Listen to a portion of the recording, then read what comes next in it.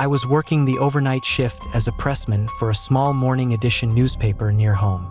My crew and I had just finished printing that day's paper and had a gap in the production schedule at about 2 a.m. We weren't going to have anything to print till the morning shift came in, so our head pressman assigned maintenance tasks to a few guys and tasked me with driving a load of grocery store flyers to a Gannett newspaper distribution center about 30 kilometers away. This facility happened to be within shouting distance of my house. Well, shouting distance if one were to shout really, really loud.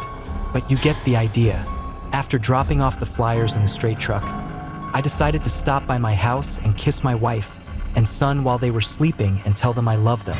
I remember being concerned that the truck's loud diesel engine might disturb my neighbors that early in the morning and that I would have to be careful navigating my house as I was still wearing my pressman's blues that might be a bit dirty. Oh well, it seemed worth any risk as I was smitten with my family and hated working at night, especially the part about being away from them. So yeah, I pulled up in front of my house and immediately noticed that there was a big, black Dodge truck parked in my driveway. Always found it odd that you park on a driveway, but drive on a parkway. But I digress. This truck was not recognizable as belonging to anyone I knew, so I double-timed it to the front door out of concern for a possible intruder.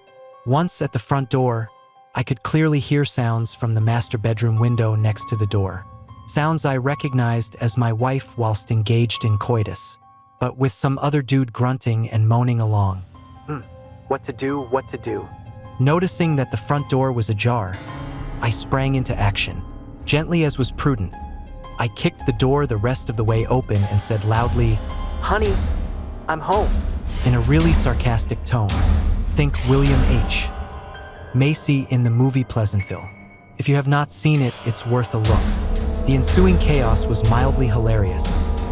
A blur of naked male as cheeks streaked from my bedroom to the bathroom, then closed and locked the door.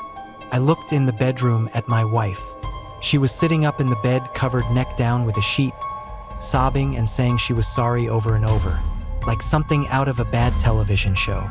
I said as calmly as I could, "I'm going to see your guest out, then I have to get back to work. For now, be a mother to our son. We'll talk in a few hours."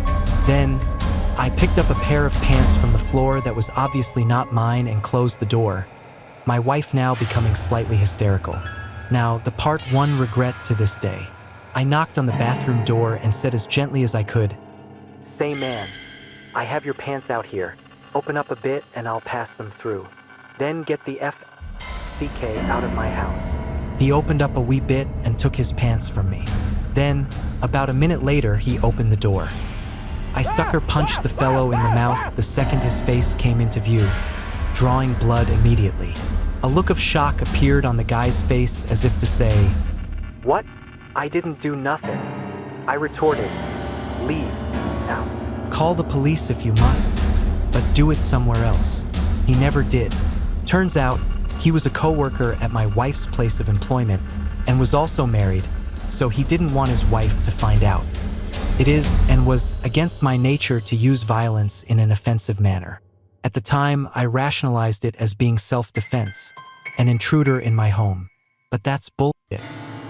He didn't take anything my wife did not give up willingly.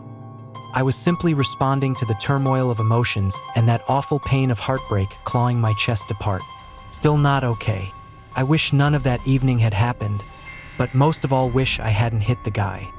He left and so did I. Drove the company truck back to Green Bay, ears burning, bawling like a child the whole way. My first broken heart, but not the last. The woman I had pledged my love and fidelity to had hurt me in a way I had only heard about before that night. Heartbreak was not a real thing to me until I felt it for myself. Wow, it's real after all. Pains in the chest and sick to the stomach, the total package. It was customary when I worked nights that my wife and I would have sex in the morning when I returned home. Not that day or ever again, it turned out. We never really got into why she did what she did. Made no difference, really. It happened and it couldn't be undone.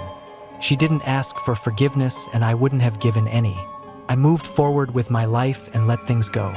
Forgiving my cheating wife was not a necessary step at that point to move onward and upward. I packed up all my clothes, my guitars and other instruments, some toiletries, and an air mattress. told my wife that our marriage was over and left. I spent the morning finding and renting an apartment from a very nice retired schoolteacher who was very sympathetic to my situation and let me move in immediately. How my son was involved and affected is not relevant here, but suffice to say, he got hurt the worst of anyone involved. I regret that as well. Since that time, I've married and divorced again and had numerous relationships that soured over time. But the pain I felt that night still lingers to some extent. They say time heals all, but they say a lot of things. For the most part, my life is happy with no need to let bad experiences rob me of experiencing all the joy life has to offer.